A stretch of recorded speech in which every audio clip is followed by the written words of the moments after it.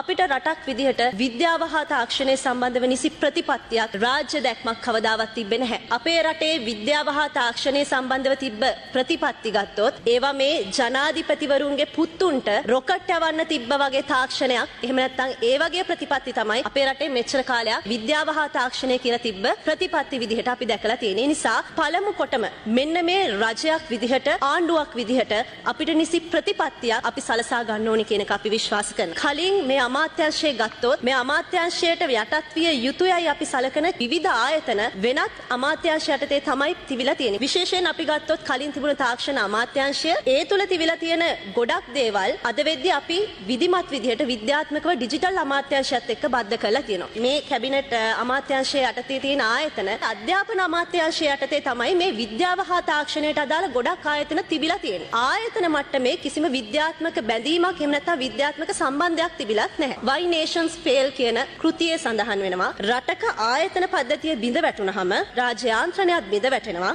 එවිට සමස්ත රාජ්‍යයේම ක්‍රියාකාරීත්වයත් බිඳ වැටෙනවා කියලා. අපේ විද්‍යා හා තාක්ෂණ ප්‍රතිපත්තිය අපේ ප්‍රතිපත්තිත් එක්ක සම්පාත කළා. සමහර වෙලාවට මේ විවේචන කරපු අපේ ඇතැම් විපක්ෂයේ മന്ത്രിවරු ගත්තාම මම හිතන්නේ බෝතල් පලාගෙන නයි එළියට ආපු අයගේ ඒ විද්‍යාව ගැන මම හිතන්නේ ඒ සයන්ස් එක අපිට හොඳට තේරුම් ගන්න පුළුවන්. එයාලා මොන සයන්ස් එකෙන්ද කතා කරන්නේ කියන එක සම්බන්ධව. නිෂ්පාදන ආර්ථිකය කියන දැක්මත් එක්ක අපි යනවනම් අනිවාර්යයෙන්ම ඒ නිෂ්පාදන ආර්ථිකයට අපි අපේ ග්‍රාමීය ප්‍රජාව සම්බන්ධ කරගන්න ඕනේ. ඒ නිසා තමයි අපි විශේෂයෙන්ම ගමට ආයෝජන අරගෙන යන්න, ඒ වගේම ගමේ ඉන්න ප්‍රජාව දිරිමත් කිරීම සඳහා මේ ආයතන වලට මුදල් සැපයුම් ලබා දීලා තියෙනවා. ඒ නිසා වාණිජකරණයෙන් අපිට රටක් විදියට අත්පත් කරගන්න දේවල් ගොඩක් තියෙනවා.